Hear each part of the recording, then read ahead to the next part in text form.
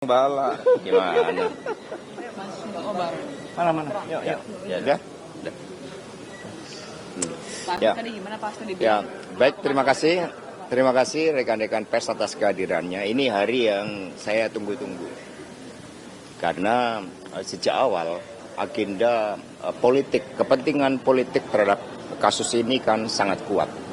Sehingga untuk pertama kalinya di dalam sejarah persidangan kita, sampai penyidik KPK turun tangan secara langsung menjadi saksi, padahal tidak mengalami secara langsung, tidak melihat secara langsung, dan tidak mendengar secara langsung, sehingga yang disampaikan adalah suatu asumsi dan pendapat.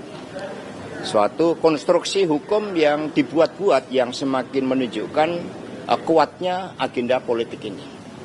Karena itulah supaya gambaran lengkap nanti tunggu sesi kedua, karena berbagai hal yang disampaikan tadi menunjukkan juga ada asumsi-asumsi yang diputar balikkan, yang dicampur adukkan.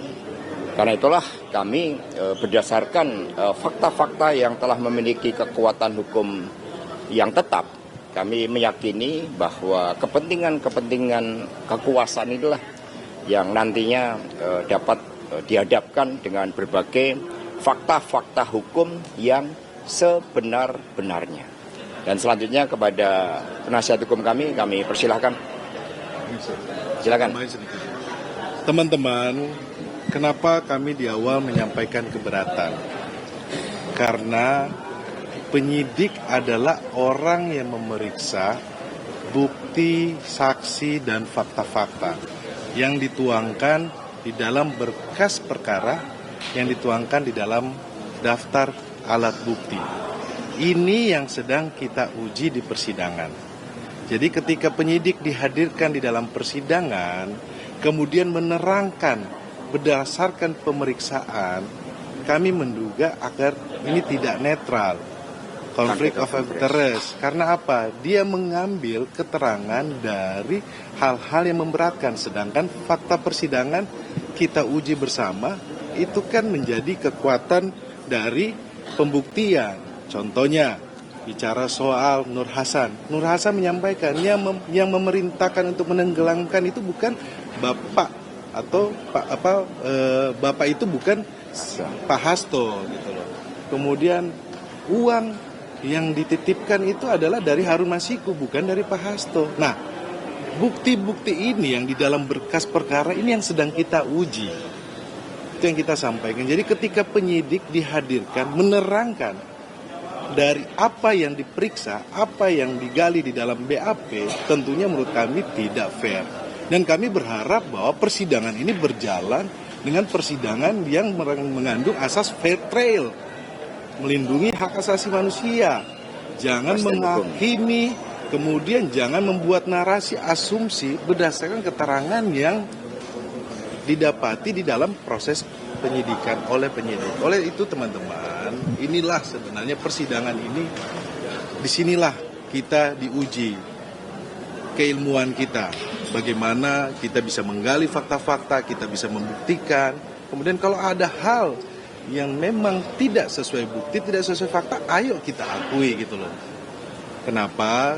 Karena persidangan yang ini 90% sudah pernah disidangkan di tahun 2020. Dan tidak ada kaitannya dengan Mas Hasto Kristianto. Janganlah kita memaksa-maksa, mencari-cari lagi, dan menurut saya ini merupakan catatan buruk terhadap penegakan hukum nanti kita ke depannya. Terima kasih. Baik, terima kasih. Jadi Bung Rosa tadi berperan ganda.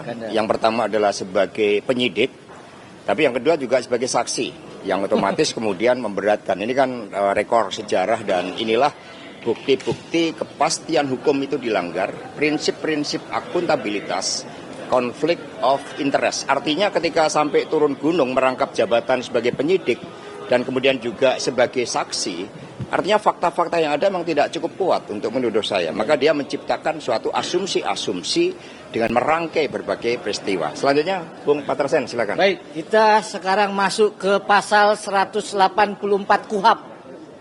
Ya. Saya ulang, kita masuk ke pasal 184 KUHP.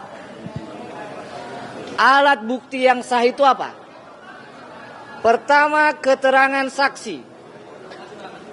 Yang kedua, bukti surat.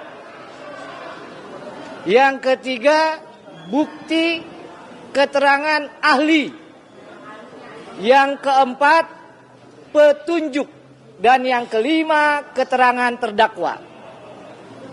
Yang dihadirkan hari ini, yang dicoba dihadirkan, itu tidak termasuk kategori dari kelima-limanya.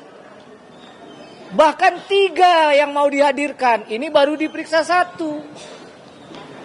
Apa kualifikasi saksi itu? Saksi itu adalah yang melihat, mendengar, mengalami. Penyidik melihat, mendengar, mengalami. Yang patut digarisbawahi adalah pernyataan dari penuntut umum tadi, saksi ini tidak dihadirkan untuk kasus suap. Jadi kita lupakan nih suap nih. Yang kedua, katanya dihadirkan untuk perintangan penyidikan. Mau menerangkan chat katanya tadi barusan tuh. Ya, kalau kita belajar hukum acara, bukti petunjuk itu tidak boleh berdiri sendiri. Dia harus ada persesuaian. Persesuaiannya siapa? Dengan keterangan saksi. Yang punya chat itu Nur Hasan. Nur Hasan sudah dipanggil kemarin. Ditanya, siapa bapak? Mana dia tahu? Bapak RT saya tanya kemarin. Bapak RW, kepala desa, nggak tahu. Jangan dipaksa dong menghadirkan petunjuk seakan-akan kata bapak itu Pak Hasto.